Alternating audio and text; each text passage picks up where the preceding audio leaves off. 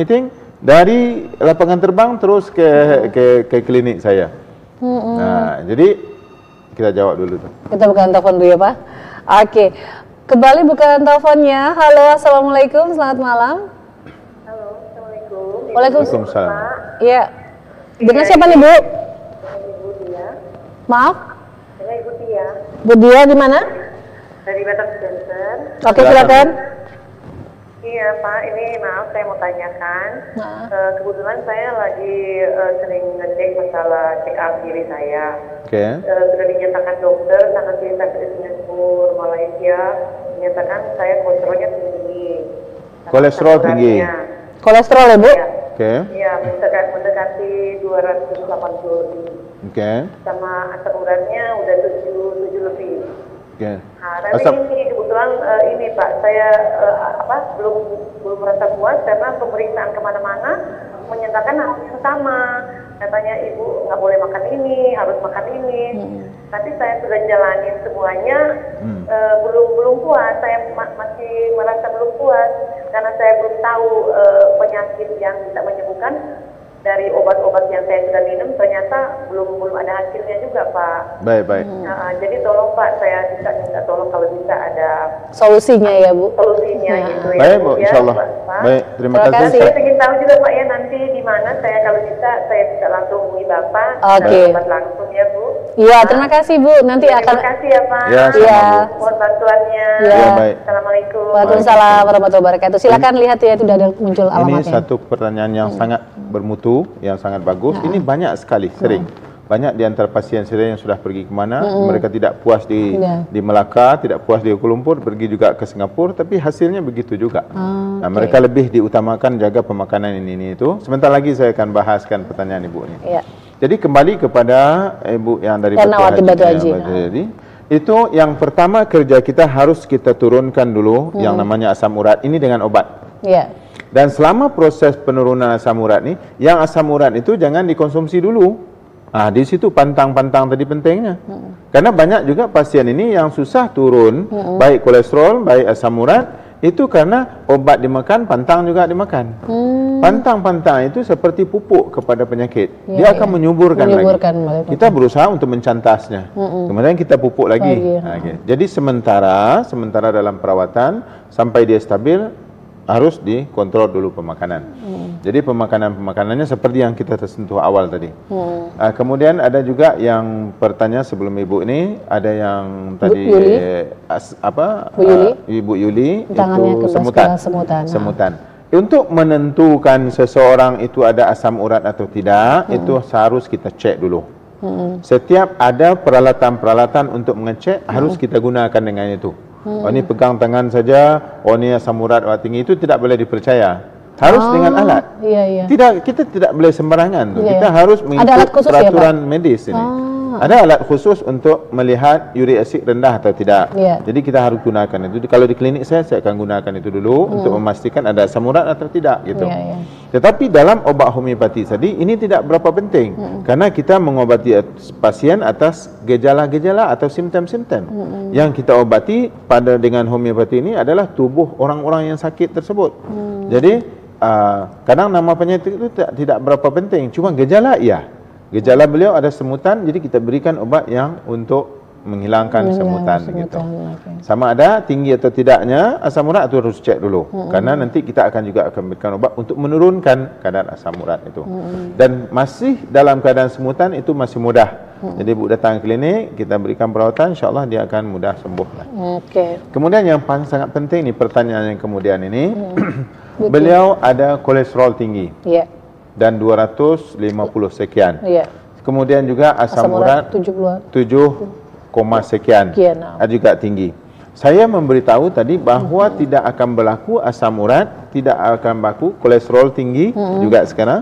Itu sebelum berterganggunya fungsi organ-organ utama dalam tubuh. Jadi dalam hal Ibu ini yang terganggu lebih itu sebenarnya liver. Itu kolesterol yang menstabilkan liver. Di dalam liver itu ada yang kita sebut dalam bentuk kolesterol ni LDL dengan HDL. LDL itu yang kita sebut dengan kolesterol jahat. Kerja LDL ni seperti dia menaburkan sampah di dalam kali kita, di dalam pembuluh darah. Kemudian satu lagi yang disebut HDL, itu high density lipoprotein, kolesterol yang disebut kolesterol baik. Itu dia akan dia akan pungut. Nah, dia akan pungut sampah-sampah itu lagi. Jadi itu bukannya dalam hal kolesterol itu yang baik itu tinggi itu lebih baik karena banyak yang tukang pungut sampah. Jadi kalau tinggi 250 lebih itu yang tingginya itu yang LDL itu. Jadi dalam waktu yang sama beliau berobat. Dan berobat itu kepada tempat yang mungkin boleh beliau percayai, tidak hanya di Indonesia, malah pergi ke luar negeri. Jadi ditekankan pantang-pantang pemakanan. Pantang-pantang larang pemakanan ini tidak boleh mengatasi masalah yang sudah ada. Jadi kalau yang sudah ada harus dengan obat menghilangkan. Menyembuhkan.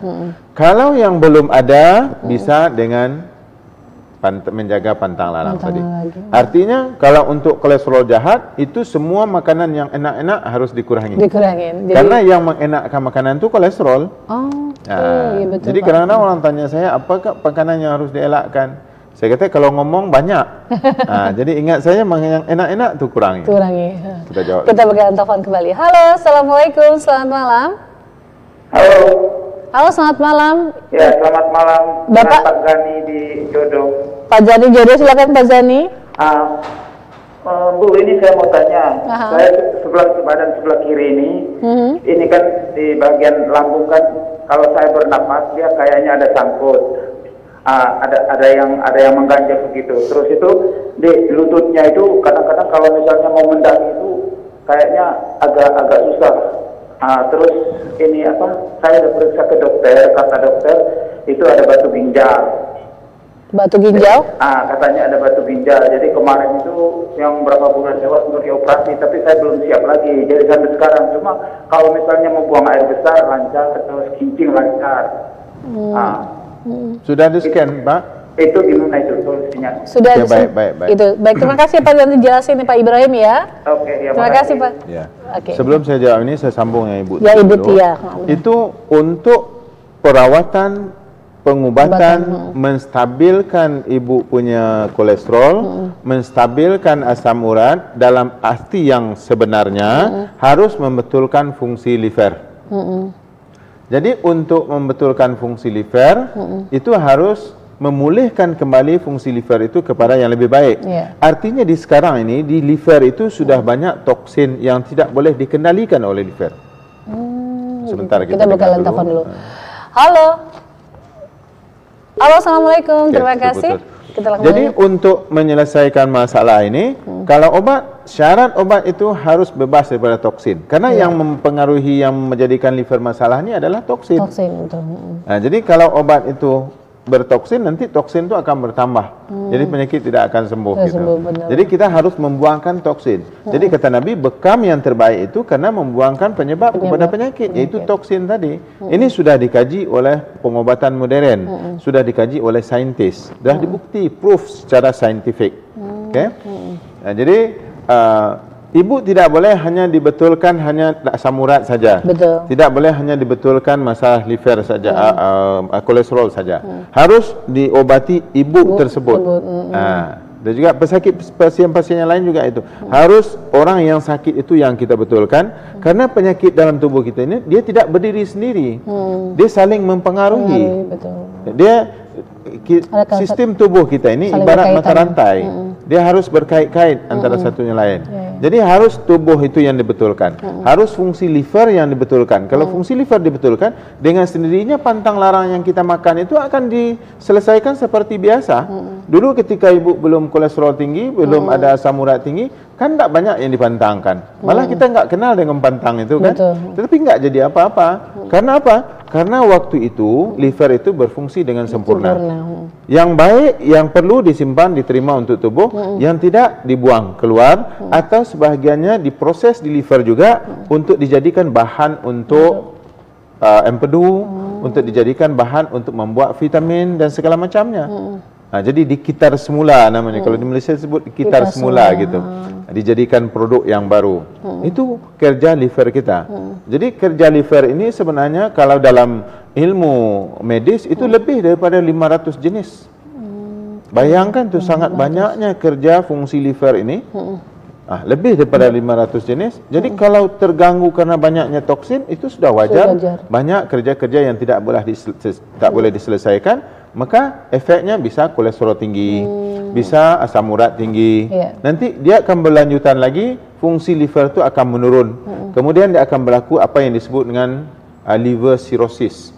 Dia akan membengkak. Toksin-toksin tidak bisa dikeluarkan, dia akan membengkak di liver, dia akan jadi membesar. Itulah yang disebut dengan liver cirrhosis, dan fungsi liver ketika itu semakin anjlok. Dan perawatan juga akan semakin susah. Jadi insyaAllah kita boleh beri jalan keluar atau penyelesaian untuk masalah ibu ini. Ya, dan selanjutnya pertanyaan Pak Zani ya di Jodoh, dan kita informasikan kembali bagi Anda yang ingin mendapatkan informasi serta alamat lengkap Pak Ibrahim, Anda bisa lihat dari kaca kami, kita sudah tayangkan ya Pak ya. Jawaban untuk Pak Zani Jodoh, betul ginjal tadi belum sempat kita jawab. Baik. Kita bakalan telepon dulu ya Pak. Oke, halo, assalamualaikum. Iya, mohon maaf volume televisinya dikecilkan Ibu. Ya Bu, silakan. Assalamualaikum warahmatullahi. Ya, silakan Bu. Halo? Halo? Ya.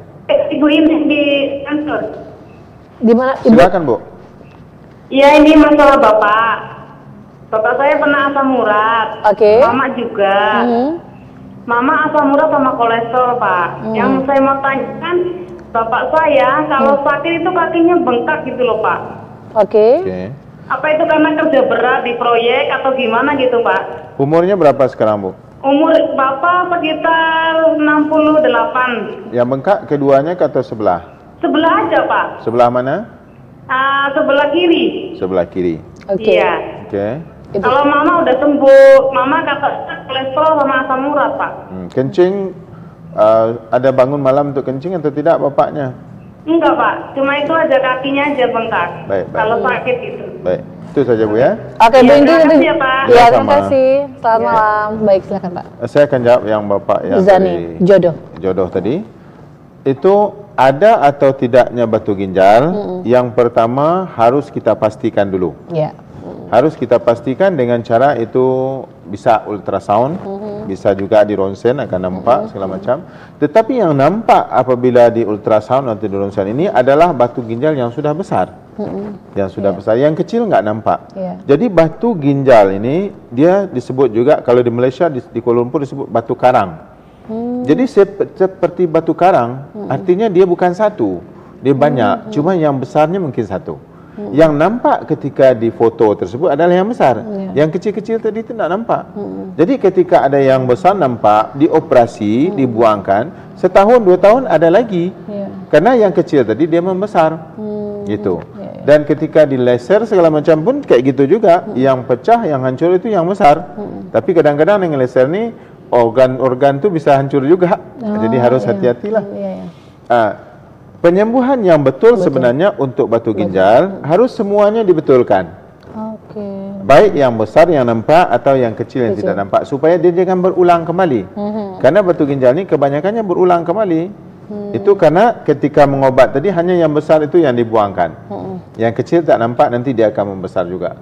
Kalau kita lakukan perawatan, itu yang kecil akan hancur dulu. Kita berikan obat-obat yang akan pecah, yang akan mudah pecah, hancur, keluar. Dia akan keluar bentuk pasir di kencing.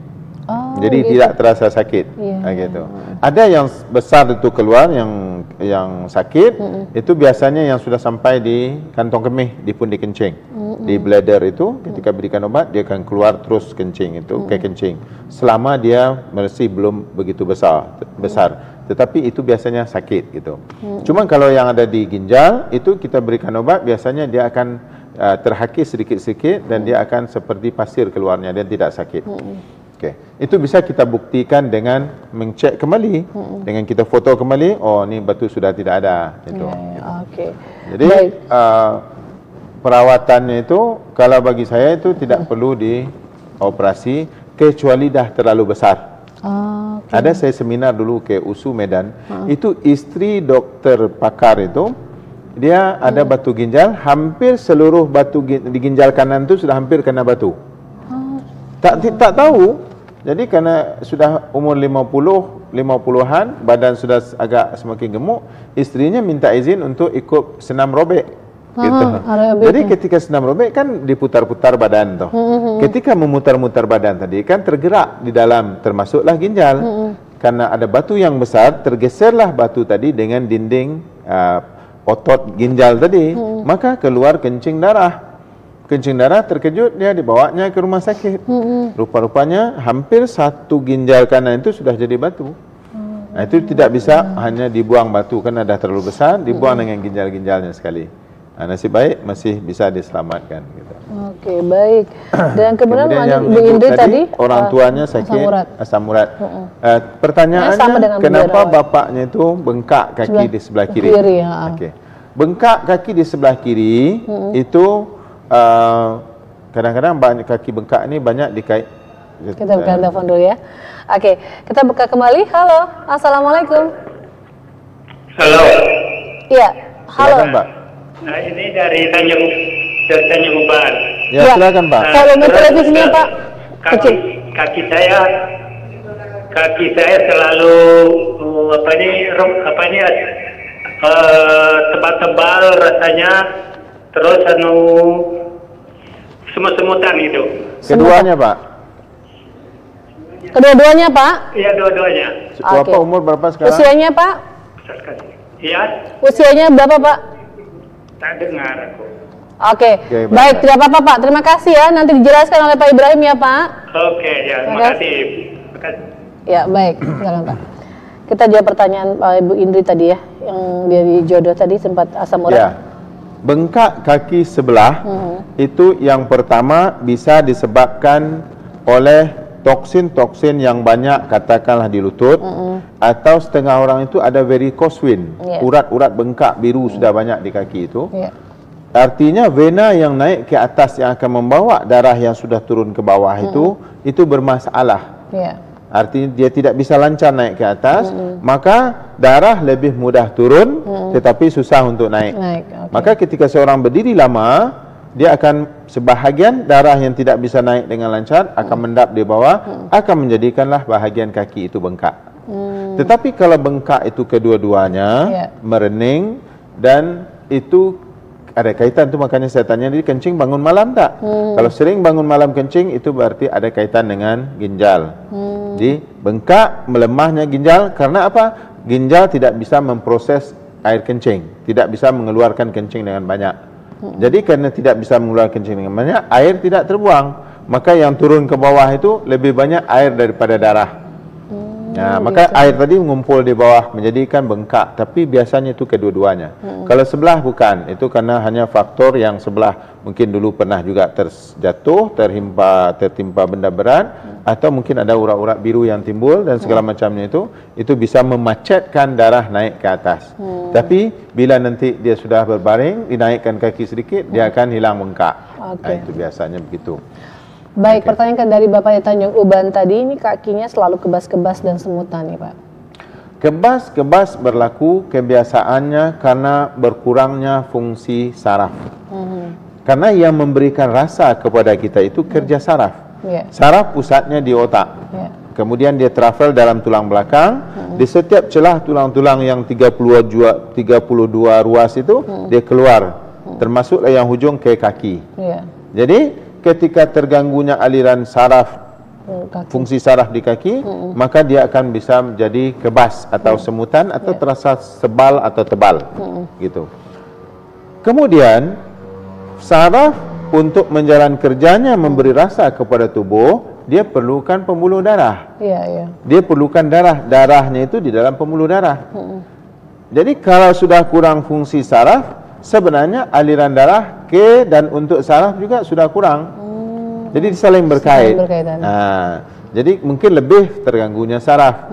Tetapi pembuluh darah juga sudah terganggu. Artinya saraf untuk melakukan kerja, memberikan rasa sakit dan rasa segala macam di kaki itu dia perlukan cukup makan. Dia perlukan cukup minum. Makan dan minumnya ialah daripada dalam darah. Darah, makanya setiap kemana saraf pergi, ke situ juga pembuluh darah ikut. Kemana pembuluh darah pergi, ke situ juga saraf ikut. Karena fungsi saraf akan dapat berlaku dengan baik dengan adanya pasokan daripada darah. Dan darah, pembuluh darah dia bisa mengembang, bisa mengecut. Bisa mengembang, bisa mengecut, itu adalah kerja saraf. Gitu. Jadi saling berkait. Saling berkaitan ya, Pak. Itu insyaAllah kita bekam, mengeluarkan toksin, bapak ini akan sembuh. Oke, baik. Kembali kita buka telepon di 462-218. Halo, assalamualaikum, selamat malam. Malam. Ibu dengan siapa di mana? Ibu Sri. Bu Sri di mana? Di Badan Center. Silakan Bu Sri. Saya mau nanya sama bapak, kaki saya sebelah kiri sering sakit kalau duduk, berdiri gitu. Apanya itu Pak yang kena? Sudah berapa lama Bu? Lebih kurang 2 tahun Pak. Umur Ibu berapa sekarang? Umur saya 28. Oh, muda lagi. Masih muda ya, 28 tahun ya Bu? Pernah jatuh Iya, dulu? Pak. Pernah jatuh Iya, nggak Pak. dulu? Iya Pak. Pernah jatuh? yang melibatkan kaki kiri itu? Pernah sih dulu Pak, masuk ke jembatan gitu, kejepit. Oke. Baik, nanti Ibu jelaskan kerja, ya Bu, Mbak Sri ya. Terima kasih Pak. Ya, sama. Jadi, terganggunya aliran darah, tersekatnya aliran darah, baik di kaki ataupun bahagian-bahagian badan lainnya itu Kita buka telepon dulu ya terima Pak. dulu. Kita buka kembali. Halo, assalamualaikum, selamat malam. Halo, Ya, selamat malam. Ibu dengan siapa di mana? dengan Ibu Ida di Batam. Saya di Tiban. Tiban. Silakan Bu Ida. Iya, saya ini sakit kaki di tumit, Di lutut kiri. kiri. Di lutut juga sakit, sebelah kanan. Dulu pernah jatuh, Jatuh kapan, Bu? udah tahun 2012 lah gitu. 2012, sudah setahun. Sesudah itu baru sakit. Iya, Umur Ibu berapa sekarang? udah 46. 46. Itu saja, Bu. Itu saja Bu. Iya, Ada Oke. keluhan lain? Tidak. kalau berdiri itu nggak kuat rasanya. Iya, itu rentetan daripada yang tadi, Bu. Oke. Baik. Bu Ida nanti dijelaskan oleh Pak Ibrahim ya. Terima kasih. Iya. Jadi kedua ibu ini, baik yang pertama tadi, yang kedua ini sakit di kaki, tetapi ada sebab tertentu, yaitu sebab jatuh. Okey. Walaupun umur yang baru 28, seharusnya nggak sakit lagi di kaki itu. Kecuali ada sebab tertentu, beliau menyatakan pernah tersepit di jembatan itu. Yang ibu ini pun pernah jatuh. Jadi akibat daripada jatuh, baik di kaki, baik kena pinggang, baik kena tangan dan segala macam itu, dia biasanya memberikan kesan kemudian. Bukan serta-merta. Kadang-kadang waktu jatuh nggak apa-apa, ya nggak apa-apa. Kadang mau diurut pun nggak jadi urut, karena dah betul katanya nggak sakit. Tetapi akibat yang datang kemudian itu bisa-bisa setahun sesudah itu, bisa-bisa 2 tahun sudah itu. Dan untuk menjadikan akibat-akibat ini hilang kembali, itu harus yang jatuh itu yang dibetulkan. Jadi kalau datang ke Al-Jawad, yang ibu ini harus kita berikan obat jatuh lama dulu. Untuk membetulkan pembuluh darah tadi. Karena dia sudah betul, nanti baru darah yang terperangkap di bawah kotoran-kotoran itu, kalau kita akan lihat dulu, kita akan konsultasi dulu, kalau perlu kita bekam, kita keluarkan itu. Kalau tidak, kita kasih obat saja, nanti dia sudah naik ke atas, jadi sudah normal kembali. Jadi yang menyebabkan penyakit-penyakit, baik di kaki dan segala macamnya itu kebanyakannya karena darah tidak lancar. Cuma penyebab darah tidak lancarnya juga bermacam-macam. Toksinnya itu juga bermacam-macam. Bisa toksin asam urat seperti yang kita bahaskan, bisa juga toksin dalam bentuk toksin biasa yang terkumpul karena pembuluh darah yang sudah terjejas disebabkan ada jatuh sebelumnya. Jadi ini harus dibetulkan. Dan saya mengingatkan kepada pemirsa sekalian, kalau sekiranya ada siapa-siapa yang pernah jatuh, baik terutama anak yang kecil-kecil, dan terutama pula jatuh itu melibatkan kepala, bisa terjatuh tempas kepala dan terhantuk segala macam, yang agak kuat itu cepat-cepat ambil obat homeopati. Kalau di Batam datang cepat ke klinik saya, kita akan berikan obat untuk jatuh. Baik jatuh di badan, kalau jatuh kepala dia ada obat lain. Karena efeknya nanti bisa pelupa, bisa sakit kepala, bisa migrain, bahkan ujungnya bisa kena kanker. Jadi supaya hal-hal yang demikian tidak berlaku, maka kita harus selesaikan masalah ini seawal dan sedini mungkin. Jadi kayak ibu yang tadi baru 28, ibu bisa bayangkan kalau besok sudah 48. Jadi jangan hanya dikonsumsi obat yang untuk menghilangkan sakit sejenak. Harus penyebabnya itu dibetulkan.